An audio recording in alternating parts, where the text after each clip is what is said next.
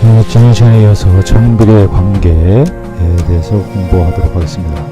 자, 이번 시간에 정비례 관계에 대해서 공부를 하고요. 다음 시간에는 정비례 그래프를 공부하겠습니다. 어떻게 보면 이제 지금부터 그래프를 그려 나가는 실질적인 단원인데요. 여러분들이 잘 듣고 다음 시간에 어떻게 정비례 그래프를 그리는지 공부를 하도록 하겠습니다. 자, 지난 시간에는 그래프에 대해서 공부를 했는데요. 그 그래프가 일상생활에서 우리가 일어나는 여러 가지 일들에 대해서 그래프로 나타냈습니다. 자, 그래서 지난 시간에는 그래프를 해석할 수 있었으면 됐는데, 이번 시간서부터는 이제 해석만 가지고는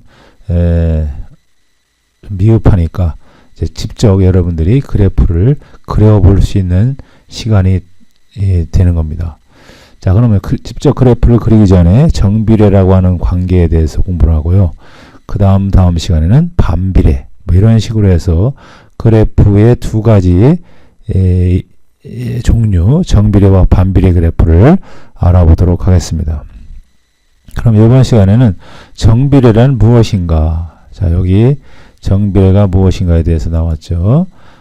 여기 이제 우리가 이번 시간에 학습 목표가 정비례 관계를 이해하고 그 관계식을 표나 그래프로 나타낼 수 있다. 자, 이렇게 이번 시간에는 정비례 관계를 표나 그래프로 나타낼 수 있으면 되겠습니다. 자, 그래프로 나타내기 이전에 정비례란 무엇인가, 정비례 관계란 무엇인가에 대해서 먼저 공부하도록 하겠습니다. 자, 어느 농구 선수가 자유투 1개를 성공할 때마다 어린이 재단에 6만 원씩 기부한다라고 합니다. 이 선수가 자유투를 X개 성공할 때 그때의 기부금을 Y만 원이라고 하자. 이렇게 이제 X와 Y의 변수를 정했습니다. 정의를 했고요. 1번 오른쪽 표를 완성하여 보자. 자, X는 자유투의 개수입니다. 자유투가 1개, 2개, 3개, 4개 성공할 때마다 그때 이 농구 선수는 어린이 재단에다가 1개에 6만 원씩 기부한다고 했습니다. 그럼 1개를 성공했으면 얼마입니까? 그렇죠. 6만 원이죠. 6만 원. 6만 원이 되겠습니다. 그러면 2개 성공하면 얼마입니까? 그렇죠. 2 곱하기 6만 원입니다.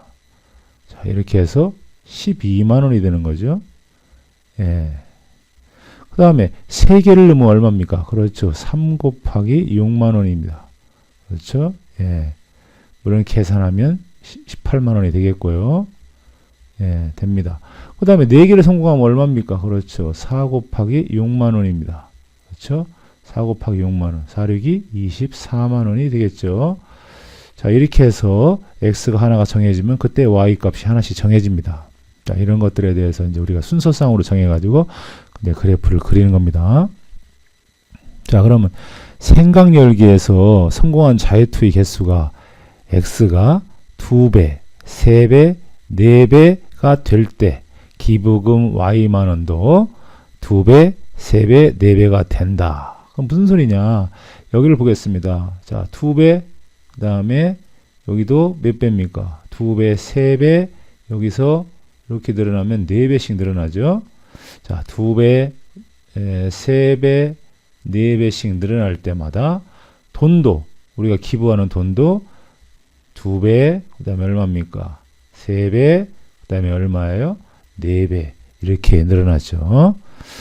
자, 이렇게 X가 2배, 3배, 4배 변할 때마다 Y의 값도 2배, 3배, 4배가 되는 관계가 있으면 그 Y는 X에 뭐 한다라고 배우냐면, 뭐 한다라고 얘기를 하냐면, 이렇게 얘기를 합니다. 예, 이렇게 얘기를 합니다. 뭐라고 얘기를 하느냐?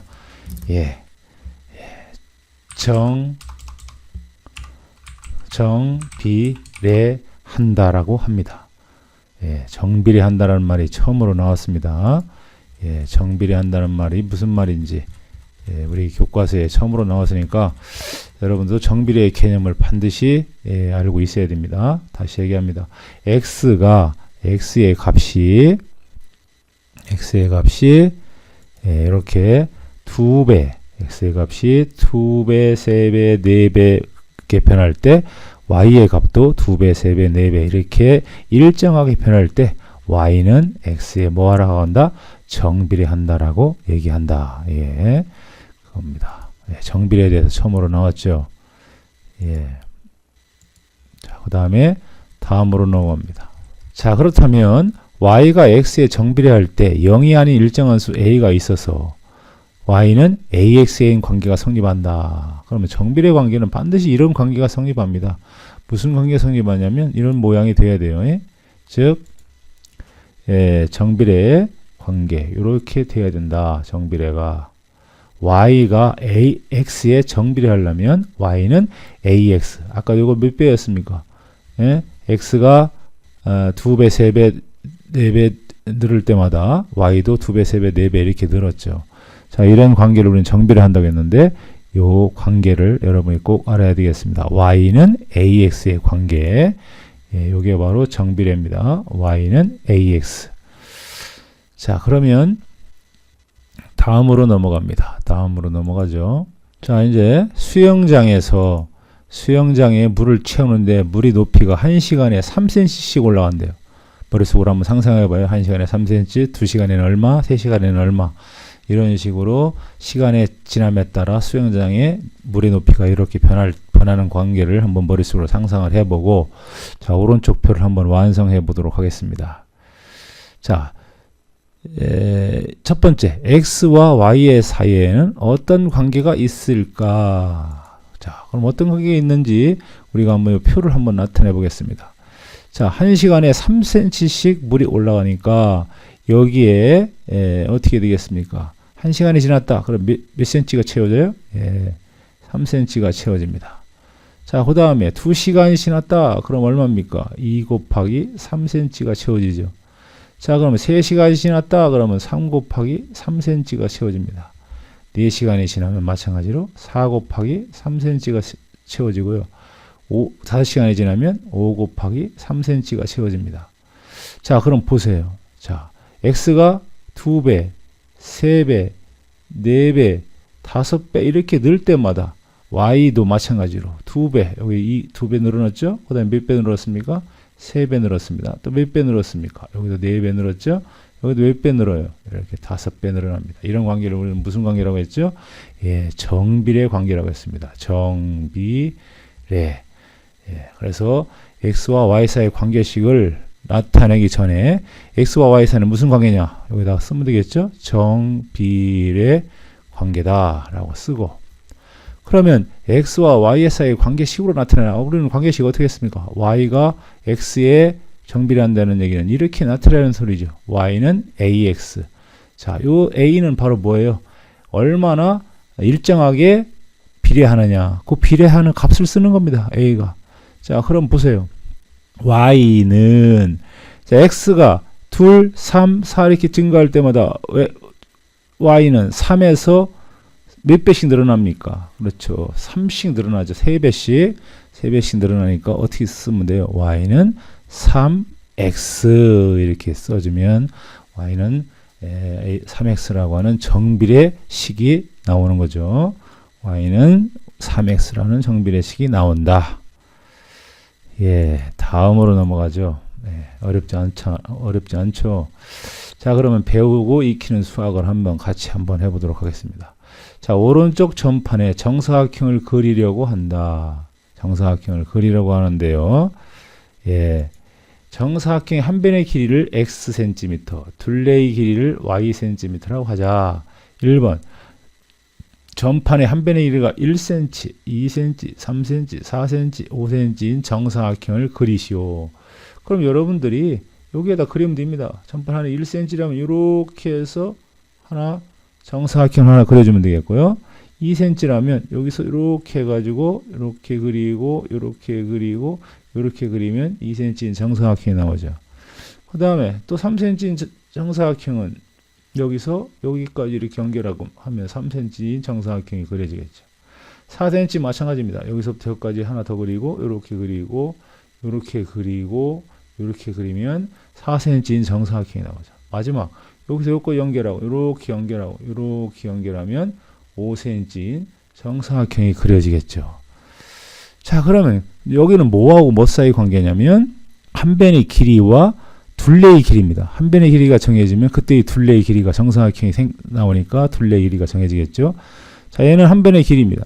그러면 한 변이 1일 때 둘레라는 얘기는 여기서 여기까지를 얘기하는 거죠. 그럼 얼마입니까? 둘레는 4cm가 되겠죠. 자, 그 다음에 정사각형이 한 변의 길이가 2라면 여기 2입니다. 두 개씩 늘어났죠. 그럼 얼마입니까? 2배로 늘어나지. 2 곱하기 얼마? 4 이렇게 늘어났습니다. 그럼 한 변의 길이가 3cm면 어떻게 되겠어요? 그렇죠. 3 곱하기 얼마? 4 이렇게 늘어나죠. 한 변의 길이가 4cm라면 4 곱하기 얼마? 4 이렇게 늘어나죠. 그 다음에 한 변의 길이가 5cm라면 5 곱하기 4 이렇게 늘어납니다.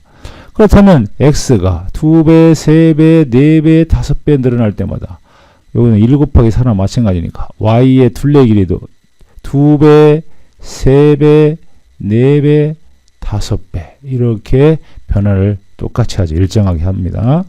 그럼 x와 y 사이의 관계는 이런 관계를 무슨 관계로 해요? 그렇죠. 아까 배운 것처럼 정비례 관계라고 한다.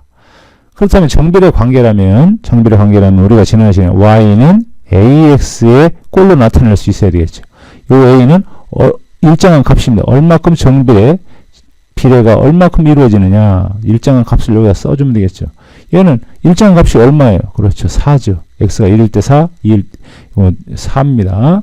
그럼 y는 x의 몇 배다? 4배가 되겠습니다. y는 x의 4배다. 그래서 y는 4x라고 하는 정비례식이 나오게 됩니다. 자, 그럼 지우고 다음으로 넘어갑니다. 자, 그러면 이제 이런 정비례 관계식을 여러분이 알았으니까 2번 고속열차가 1분에 5km씩 일정한 속력으로 달린다고 한다. 여기도 일정한 속력이란 말이 또 한 번 나오죠. 일정하다는 말, 들쑥날쑥하지 않다 그런 얘기입니다. 여기 일정하다는 말이 나왔어요.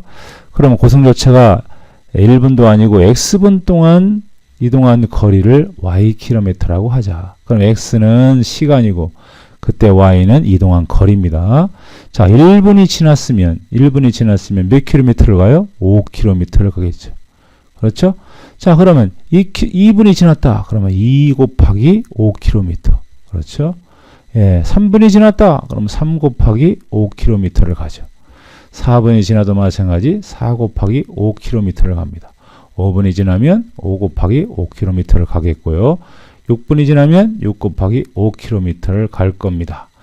자, 그러면 생각을 해봅시다. 이게 무슨 관계냐고 할 때 x가 2배, 3배, 4배, 5배, 6배 이렇게 변할 때마다 y도 마찬가지입니다. 2배, 3배, 4배, 5배, 6배 이렇게 똑같이 변하죠.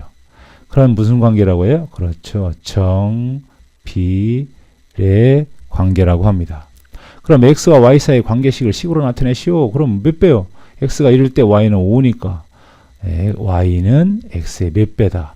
5배다. 그래서 y는 5x라고 하는 정비례식을 찾아낼 수 있겠죠.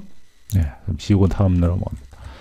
자, 여러분들이 이제 학교에 와서 와구락을 수학 글쓰기에서는 이런 상황이 하나가 주어졌죠. 그 다음에 또 이런 상황과 이런 상황 두 개를 다시 한번 일상생활에 일어날 수 있는 정비례 관계를 이렇게 한번 나타내서 식으로 한번 나타내보면 되겠습니다. 지금까지 정비례란 무엇인가에 대해서 공부했습니다. 이상.